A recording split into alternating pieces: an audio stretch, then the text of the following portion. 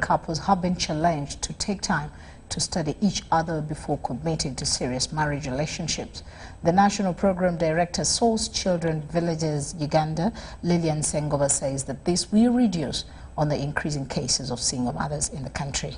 This was during the 5th Annual Mothers Forum held in Entebbe.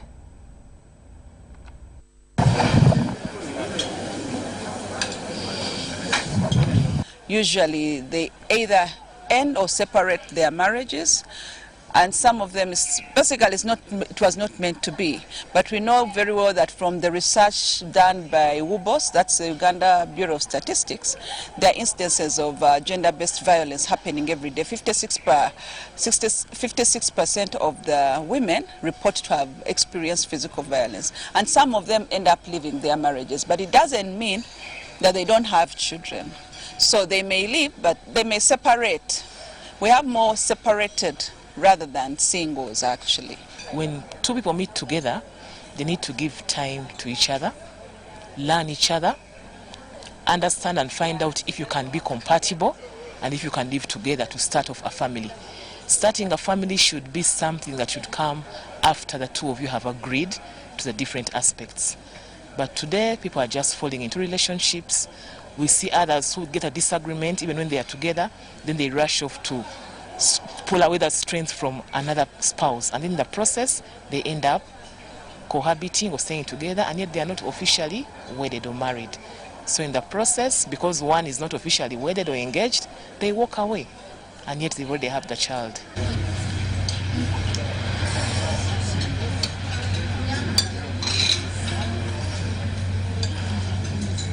Some very sensible advice there. Now, issues to do with girl child. Many girls in Kadido district drop out of school due to unhygienic conditions caused by lack of sanitation facilities, especially toilets at respective schools and personal hygiene necessities. At least 500 pupils are affected annually by this lack of toilets and personal hygiene, as we hear more. As girls enter into adolescence stage, appropriate bathroom facilities and clean water become essential for their stay at school.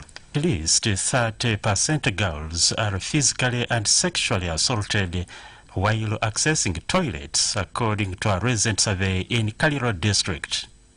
70% of the teenage girls in Kaliro experience stigma due to a shortage of toilet facilities at school. Hence, 23% of them drop out.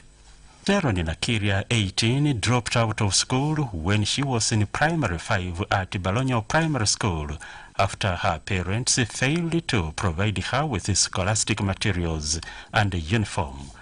And she decided to get a boyfriend who later impregnated her and ended up in early marriage. MP1 paka MP5 nendroping okusoma ekyandetera okuva mu ssomero bazadde bange tebalina busobozi busobola kumpeerera ate balina nga tebalina busobozi nenfunayo kakyali asobole okunyambako mu by'okusoma. Kati ate omulenzi oyo bwe twali nga twagalanye mu mukwano nga tulina we tutuuse nanfunyisa olubuto. Olwanfunyisa olubuto nendroping okuva mu ssomero. Sandra Nahera, an old girl at Banyolo Primary School, says they were 113 pupils in Primary 1, but by the time they reached P7, only 25 of them were remaining. Nahera Sandra ngandi ogiwe inisomero nesomero jako MP1 mu 2005 nemaliza ko P7 mu 2013 MP1 najjanga tuli mu big numbers ne banange twalinga 113 at the end twanagenda omalako nga tulinga ababiri mu batano. Banyolo Primary School, Emmanuel Baite, says they have a big enrollment of 1,200 pupils sharing 2 pit latrines, which is a big challenge, especially among girls who need privacy. Latrines here at Banyolo Primary School, like we have a big enrollment of over 1,200. The issue of the pit latrines is really a very big challenge because we have only 2 pit latrines, one for the males and the second one for the female. With only 5 stances, you can imagine 625 girls lining up for only 5 stances, which is a ratio of 1 to 120 almost. It is really a very big problem. Likewise, the boys also, they are 621. They line up for only 5 stances. Moreover, including the teachers. The male teachers go together, go in the same pit latrine with the boys, and the female teachers, they go in the same pit latrine with the girls. So we just compete for those pit latrines. And this has always caused a challenge, more especially in the girl child, because some of them have started dropping out because they are not very convenient. You can imagine those places are supposed to be private. When a girl goes there and she is interrupted and she's a mature girl, the following day she will not come back to school. Puberty is a challenging time for girls, and the situation is compounded by a lack of sanitation facilities in Kaliro. Girls at school are often forced to share a common toilet with the boys. Sanitation facilities and unhygienic toilets in schools lead to girls falling ill with infections like UTI and missing schools. About 52% of the female population is of reproductive age, and most of them are menstruating every month. The majority of them have no access to clean and safe sanitary products. According to Carolina Vasalira, a senior education officer, Kaliro District, 23% of the pupils drop out of school every year. 52% of the pupils who join from primary 1 do not complete primary 7, and 47% of the girls go for early marriages. She says that 70% of the schools don't have enough toilets, which have led to high dropouts, more especially to girls. There are very few. In some of our schools, we have only 2 pit latrines, which are being shared by both the teachers and pupils. And yet, some of our girls have started their periods. They are grown-ups and have started their periods, so they need at least washrooms, rooms where they can go and freshen up so that they can be able to join their colleagues, and these rooms are lacking in our schools. And when these girls get their clothes messed up, they really find it hard going back to class or continuing with studies. So what they do, they just go back home and they stop coming. The chairperson, Kaliro District, Mr. Wycliffe Evander, blames this problem to lack of resources to avail sufficient sanitation facilities. This government of NRM, under the wise leadership of YKM7, for supporting our schools. As a district, we have a number of issues which are affecting the better service delivery in the education sector. One of them is infrastructure. We request the government at least to help us so that they can increase on ACFG funds. Once they increase on ACFG funds, we will be able to construct classrooms. We can't expect a school from P1 up to P7 just having only 2 classrooms. When it rains, that's the end of the business. It is difficult for the teachers even to control the learners because they study under trees. Even under trees they share. You can get 3 classes sharing 1 mango tree, which is really affecting us. So we are requesting the government at least to come in with the component of construction, with the component of rehabilitating some of the buildings which are so old, which are in dangerous state, so that they can accommodate these learners of ours.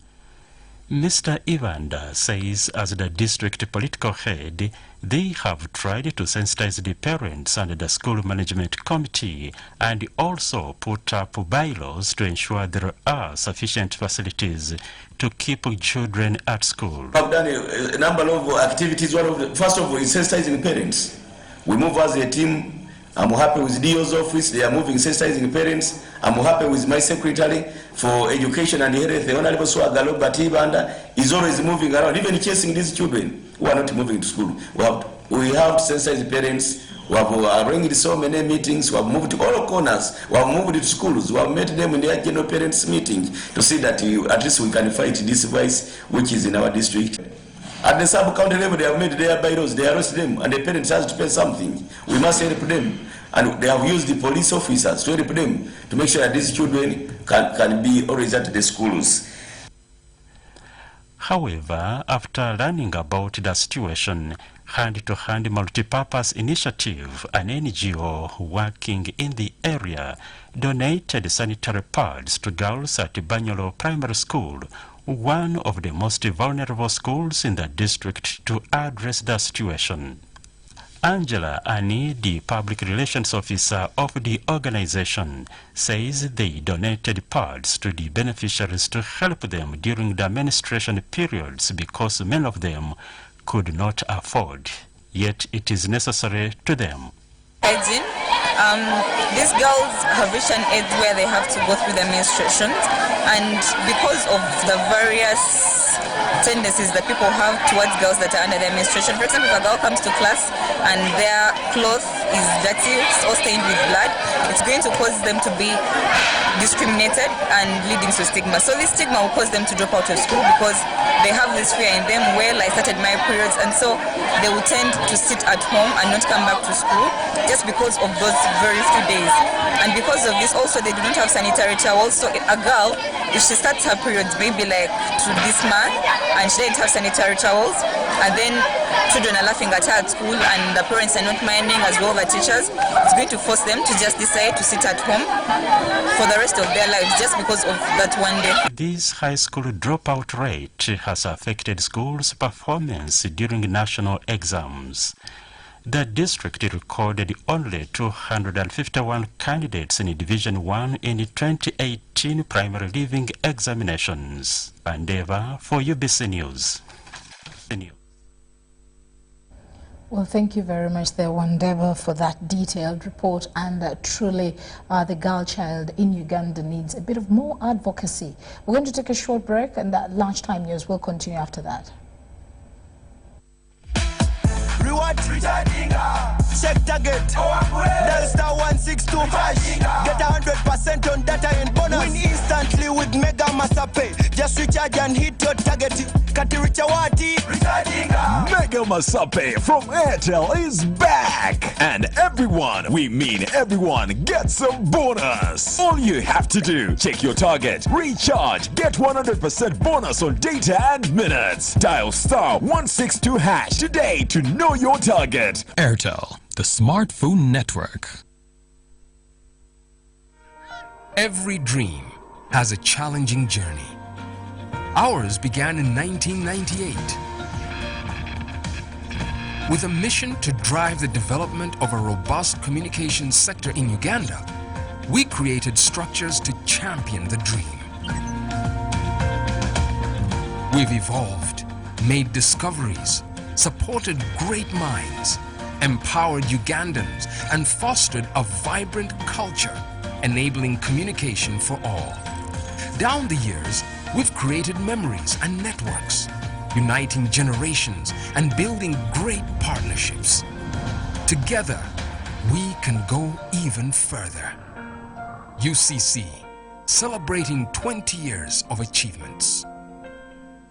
333. What's up with number 3? It's 3 at Airtel and not 4 anymore. It's 3 shillings per second across all networks in Uganda. Make calls from Airtel to all networks at 3 shillings per second. Get to talk to anyone on any network anytime at 3 shillings per second.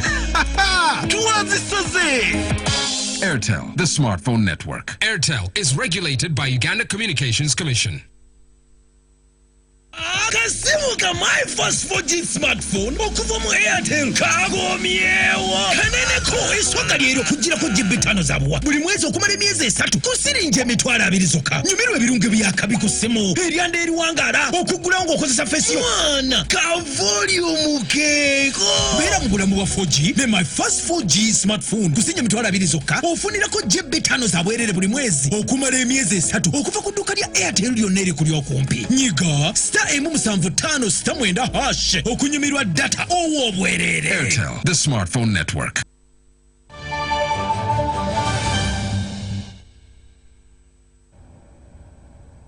Welcome back. It's time to cross our borders onto the international scene And starting over with UK Parliament must be given a straight up and down vote on the Prime Minister's Brexit deal. Number 10 says after MPs delivered a major blow to his strategy on Saturday, Boris Johnson was forced by law to send a letter asking the EU for a new delay on the Brexit, but did not sign it. The Prime Minister now wants MPs to say a clear yes or no to the deal on Monday, adding we cannot allow Parliament's later to lead to Parliament's delay. It will be up to the Speaker, John Barrow, to decide whether to allow the vote. Mr. Johnson reached a new deal with the EU last week, but it needs to be approved by the UK Parliament. The deal ditches the backstop, the insurance policy designed to prevent a return to physical checks on the Irish border. Instead, it will, in effect, draw a new customs border in Irish Sea because goods which could then travel onwards to the Ireland will have to pay a duty tax. Still on the international scene, over to Chile, 5 people have died after looters cashed a garment factory near Chile's capital, Santiago, bringing the death toll in violent protests at least to 7. The military and police used tear gas and water cannon against the protesters, and a curfew was imposed in the major cities. A state of emergency already in place in Santiago, and it is to be extended to cities in the country's north and south. The unrest sparked by a now suspended metro fare hike has widened to reflect anger over living costs and inequality. There is set to be a major disruption on Monday, with many banks, schools and shops expected to remain closed. Firefighters say they found 5 bodies inside the garment factory burned by rioters in the suburb of Santiago. Earlier reports suggested that Interior Minister Andres said at least 7 people had died in the incidents related to these protests without giving details.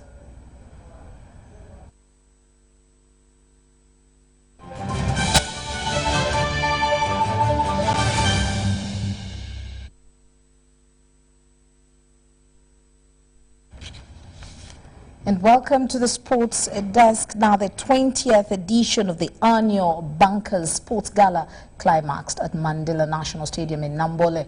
32 banks participated in this competition, with over 3,000 contestants vying to get a place at the podium. Pool, table tennis, badminton, chess were some of the indoor games, while football, athletes, woodball, basketball and netball were the outdoor games that were played. 2014 champions DFCU Bank emerged overall winners with a total of 220 points, while 2018 champions Centenary Bank finished second with 181 points and took 3rd place. Ronaldo Pangu, captain DFCU Bank, attributed the victory to teamwork amongst his players.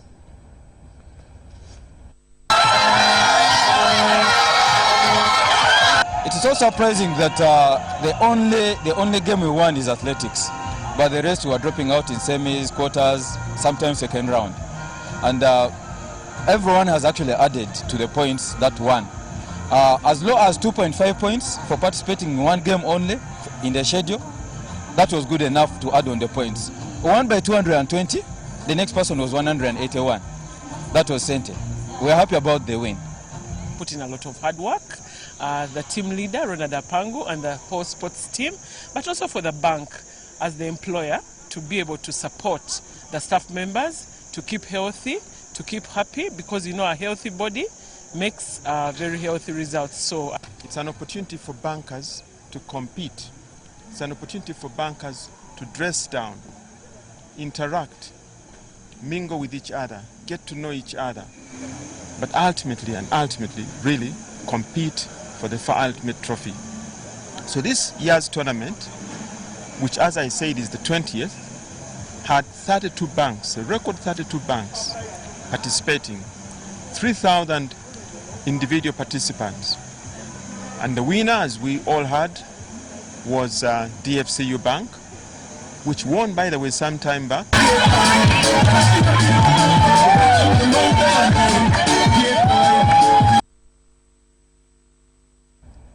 quite some jubilation there for the winners. Well, that does bring us to the end of our lunchtime news. My name is Patricia Lukuma. Thank you so much for allowing me to join you for lunch. For now, good afternoon.